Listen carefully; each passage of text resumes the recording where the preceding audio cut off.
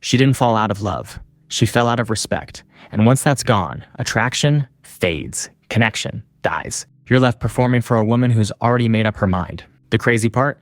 She'll never say it out loud. She'll just pull back, go cold, lose interest without warning. But it's not without warning, you just didn't see the signs. So let's get real. These 5 mistakes are silent respect killers. And every time you make them, you chip away at the way she sees you, until there's nothing left but disappointment in a hoodie. Let's fix that.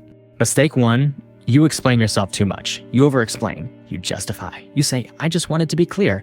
But here's the truth. Men who constantly explain themselves are trying to manage perception, not stand in truth. Every time you over-clarify, she doesn't hear confidence. She hears doubt.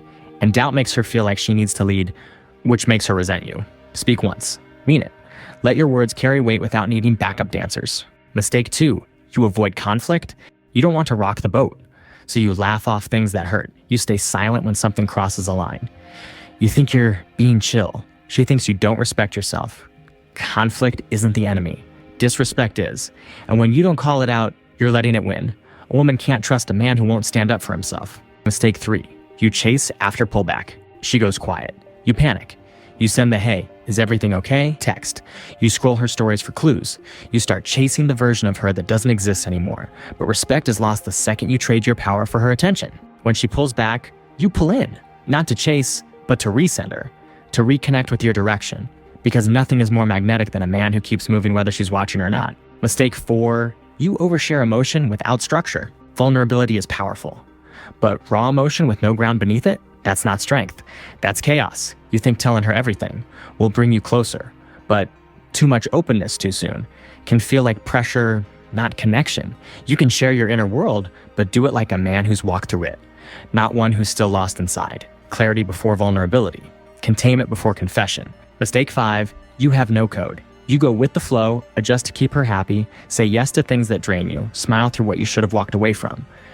But here's what she feels. No structure, no edge, no line in the sand. You're not the rock. You're the sand blowing in the wind. And the truth is, she can't trust that. Not with her body, not with her heart, not with her respect. So build your code. What do you stand for? What do you walk away from? Where do you draw the line and hold it even when it's uncomfortable? Because a man with a code, he doesn't need to raise his voice. He doesn't need to argue. His presence speaks first. Fix these 5 mistakes and everything changes. She starts leaning in, listening, feeling safe in a way she didn't even realize she craved. Not because you became more charming, but because you became more certain. Certain in who you are, certain in what you allow, certain in what you bring into a room with or without her in it. Respect isn't something you earn from her, it's something you reclaim within yourself. Let's be real. You've been told your whole life, be a nice guy, be polite, be respectful. She'll appreciate it. But if that worked, you wouldn't be here right now. You text back fast, you compliment her. You check in, you ask how she's feeling, you try to be the good one, and somehow she still pulls away. Less interest, slower replies, more I'm just busy, and less actual connection. You're sitting there wondering, what am I doing wrong? Here's the answer. You're not too kind. You're too available, too predictable, too soft in a way that feels unsafe. Because being nice isn't the problem, being passive is. Let me break it down. Mistake number 1, you put her on a pedestal. You treat her like a queen before she's earned the crown. You act like she's rare, and she is, but so are you.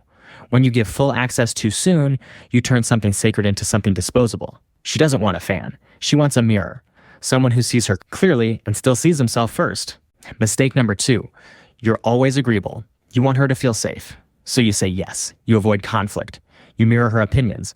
But safety without edge feels like boredom. She doesn't want a guy who fights her. But she does want a man who can hold his frame when the wind blows. Agreement doesn't build trust.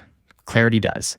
And clarity means standing in what you believe, even if it risks her approval. Mistake number 3, you try to earn love. You try harder. Buy her things, send long texts, give 120% hoping she'll give 50. But effort doesn't equal attraction. Energy does. When you perform for her love, you teach her that your value is something you have to prove. That's exhausting for both of you and unattractive to her. Love isn't earned. It's inspired.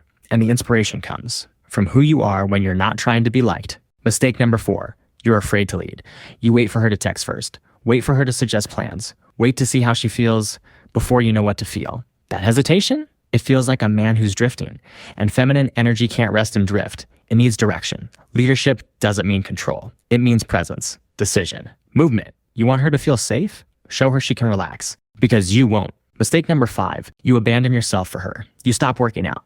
Stop seeing your friends. Stop doing the things that made you magnetic in the first place. Why? Because you're afraid to lose her. But here's the paradox. The moment you make her your center, she starts to lose interest. You don't attract her by orbiting her. You attract her by becoming your own gravity. Hold your life. Hold your routine. Hold your edge. That's what she fell for. Don't let her comfort pull you out of your calling. You don't need to stop being nice. You need to stop being afraid. Afraid to take up space. Afraid to lead. Afraid to be seen fully without apologizing for it. Because a woman doesn't chase nice. She chases grounded, clear, certain. The man who knows who he is and doesn't bend to be understood. She tested you, raised her voice, pulled back, dropped a comment she knew would hit a nerve. And you flinched, explained, got defensive, or shut down. She wasn't looking for perfection. She was looking for presence. But all she saw was a man who disappeared under pressure. And here's the part that hurts. She may never see you the same way again. Because in that moment, your reaction didn't just cost you attraction. It cost you respect. Let's talk about the reactions that kill your energy and how to shift into the kind of man who doesn't just hold his ground, but commands the room without saying a word. Reaction number 1, over-explaining yourself. She questions your tone, you panic.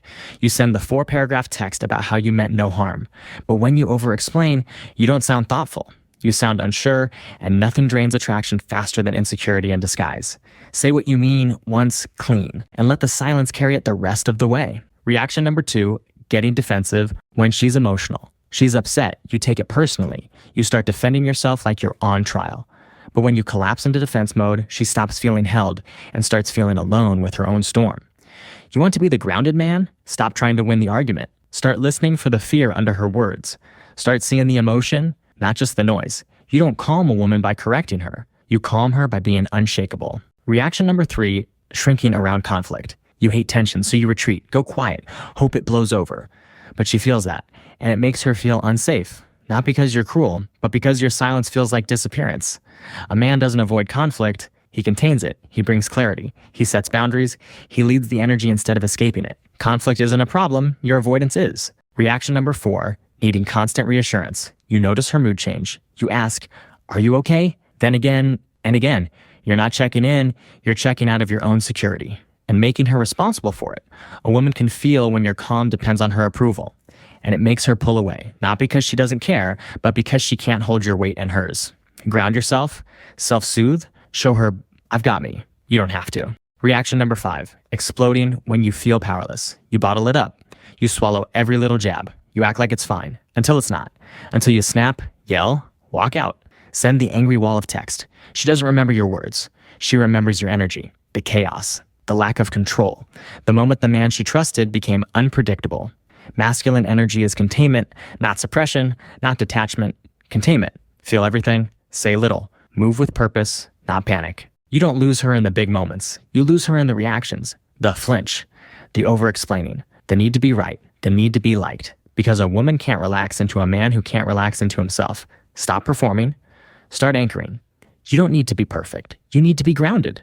Not to dominate her, but to hold the emotional weight of the moment without needing to fix, flee, or explode. That's what she's looking for. That's what she can trust. She hasn't texted back. She's been dry for days.